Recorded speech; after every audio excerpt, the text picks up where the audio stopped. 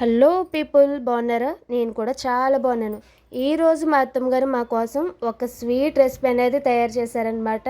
ఇది చాలా బాగుంది చూడడానికి, అలాగే తినడానికి కూడా చాలా టేస్టీగా ఉంది. అయితే ఫ్రెండ్స్, మీకోసం ఈ రెసిపీని నేను పక్కా కొలతలతో ఈ స్వీట్ని ఎలా ప్రిపేర్ చేసుకోవాలో ఒకసారి చూసేద్దాం. ఈ స్వీట్ చేయడం పెద్ద కష్టమేం కాదండి, చాలా ఈజీ. అయితే ఫస్ట్ మన ఛానల్లోకి వెళ్ళిపోతాం. Welcome to Shammu blogs. Please like, share and subscribe for multipurpose. ముందుగా ఒక గిన్నెలోకి 1 కప్పు కార్న్ఫ్లోర్ తీసుకుంటున్నాను. మీరు మెజర్మెంట్ కోసం ఏది తీసుకున్నా పర్వాలేదు. నేను 1 కప్పు కార్న్ఫ్లోర్కి 1.5 కప్పు వాటర్ అనేది పోసుకుంటున్నాను. ఇప్పుడు ఎక్కడ ఉండలు లేకుండా ఒకసారి బాగా మిక్స్ చేసుకుని కలుపుకోవాలి. కలిపేసుకుని కాసేపు పక్కన పెట్టుకోవాలి. ఈలోపు మనం స్టవ్ ఆన్ చేసుకుని ఒక మందంగా ఉండే ఒక కడాయి పెట్టుకుని అందులో నేను బెల్లం, పంచదార కలిపి తీసుకుంటున్నాను. మీరు కావాలంటే పూర్తిగా బెల్లమైనా తీసుకోవచ్చు, లేదా పూర్తిగా పంచదార అయినా తీసుకోవచ్చు. నేనైతే 2 కలిపి తీసుకుంటున్నాను.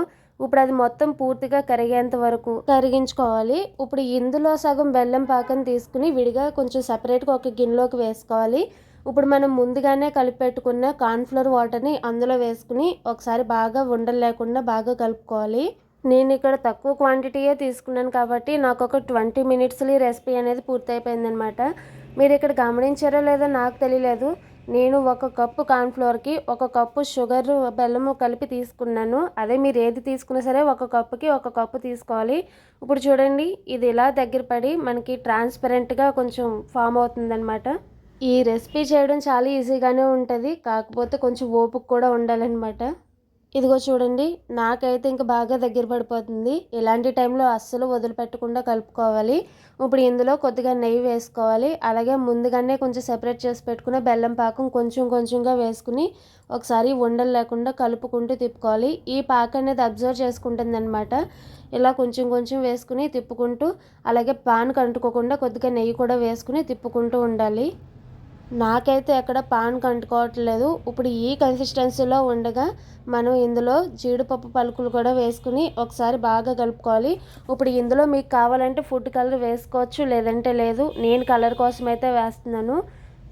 ఇది హెల్త్కి అంత మంచిది కాదని చెప్తూ ఉంటారు కదా, కాబట్టి మీకు కావాలంటే వేసుకోండి, లేదంటే స్కిప్ చేసేయచ్చు. ఇప్పుడు మనం ఇలా ఒకసారి పాన్ కంటుకోకుండా మళ్ళీ మరొకసారి నెయ్యి వేసుకుని కలుపుకోవాలి. నాకైతే చాలా పర్ఫెక్ట్గా వచ్చింది, అలాగే చూడడానికి కూడా చాలా బాగుంది కదా. అంతే, ఇంక మన స్వీట్ అయితే రెడీ అయిపోయింది. ఇప్పుడు ఒక ప్లేట్లో కొద్దిగా ఆయిల్ కానీ లేదా నెయ్యి కానీ రాసుకుని మనం తయారు చేసుకున్న స్వీట్ని అందులో వేసుకుని ఈవెన్గా స్ప్రెడ్ చేసుకోవాలి. ఇదిగో చూడండి, వీడియోలో చూపించిన విధంగా ఇలా స్ప్రెడ్ చేసుకుని దీనిని మనం ఒక 10 నిమిషాలు ఫ్యాన్ కింద పెట్టుకుని పెట్టుకుని బాగా చల్లారిన తర్వాత ఇప్పుడు మనం ఒక చాకుతో ఇలా చిన్న చిన్న పీసెస్ కింద కట్ చేసుకోవాలి. చూడండి, మనం పక్క కొలతలతో చేయడం వల్ల మనకి పీసెస్ అనేవి కూడా చాలా బాగా వచ్చినాయి కదా. మనం నోట్లో పెట్టుకుంటే సాఫ్ట్గా దిగిపోతాయి అన్నమాట. అంత బాగుంటుంది ఈ స్వీటు. మీరు కూడా ఒకసారి ట్రై చేయండి, చాలా బాగుంటుంది. మీరు కూడా ఒకసారి ట్రై చేసి మీకు ఇది ఎలా వచ్చిందో నాకు కింద కామెంట్ సెక్షన్లో షేర్ చేసేయండి. నా వీడియో మీకు నచ్చినట్లయితే లైక్ చేసి, షేర్ చేసి, సబ్స్క్రైబ్ చేయండి. Thank you for watching. Bye.